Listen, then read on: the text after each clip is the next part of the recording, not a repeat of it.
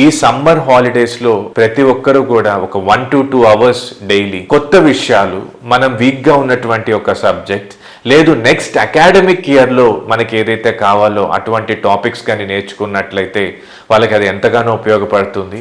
ఈ మధ్య ఆంధ్ర నుంచి కలెక్టర్గా సెలెక్ట్ అయినటువంటి ఎవరైతే ఉన్నారో వాళ్ళ ఇంటర్వ్యూ నేను చూడడం జరిగింది. వాళ్ళు చెప్పిన విషయం ఏంటంటే వారి తల్లిదండ్రులు ప్రతి సమ్మర్ హాలిడేస్లో కూడా ఆ యొక్క కలెక్టర్గా ఎవరైతే సెలెక్ట్ అయ్యారో వాళ్ళకి ప్రతి సమ్మర్ హాలిడేస్లో వాళ్ళు ఒక 1-2 అవర్స్ ట్యూషన్ పెట్టి నెక్స్ట్ అకాడమిక్ ఇయర్లో ఏదైతే రాబోతుందో, నెక్స్ట్ అకాడమిక్ ఇయర్లో ఏదైతే ఆ స్టూడెంట్కి కష్టం అనిపిస్తుందో వాటి మీద ట్రైనింగ్ ఇప్పించిన దానివల్ల తర్వాత అకాడమిక్ ఇయర్లో ముందుగానే వాటి మీద అవగాహన కలిగి ఉండడం వల్ల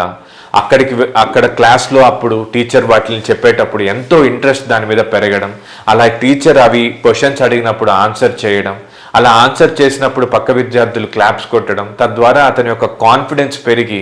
ఇయర్ బై ఇయర్ తనకి దేవుడిచ్చినటువంటి తల్లిదండ్రులు ఇచ్చినటువంటి ఒక తెలివితేటలు కొంతవరకు అయితే కష్టపడి సమ్మర్లో ఈ యొక్క సాధన ద్వారా తన యొక్క పట్టుదల వీటిని పెంచుకొని తను తర్వాత రోజుల్లో చాలా అకాడమిక్గా ఇంప్రూవ్ అవ్వడం జరిగింది. ఆ యొక్క ఇంటర్వ్యూలుగా మెయిన్గా ఆ యొక్క కలెక్టర్ గారు చెప్పింది ఏంటి అంటే, నేను ప్రతి సమ్మర్ హాలిడేస్లో ఈ యొక్క లెర్నింగ్స్ మీద దృష్టి పెట్టడం, మా పేరెంట్స్ అందుకు తగ్గట్టుగా నెక్స్ట్ ఇయర్ ఏదైతే సబ్జెక్ట్స్ ఉన్నాయో వాటిల్ని నేర్పించడం, అందువల్లనే నేను ఈరోజు యూపీఎస్సీ సివిల్స్ ఎగ్జామ్ నేను క్లియర్ చేయడం జరిగింది, అందువల్లనే నేను ఈరోజు మంచి పొజిషన్లో ఉన్నానని చెప్పడం జరిగింది. ఇది ప్రతి ఒక్క తల్లిదండ్రులు కూడా దీన్ని పాటించవచ్చు. అలానే స్టూడెంట్స్ కూడా మీకు ఏదైతే ఇబ్బంది ఉంటుందో ఆ యొక్క దాంట్లో ఒక 1-2 అవర్స్ ట్రైనింగ్ తీసుకోవడం వల్ల ఆ సబ్జెక్ట్ మీరు ముందుగానే నేర్చుకోవడం వల్ల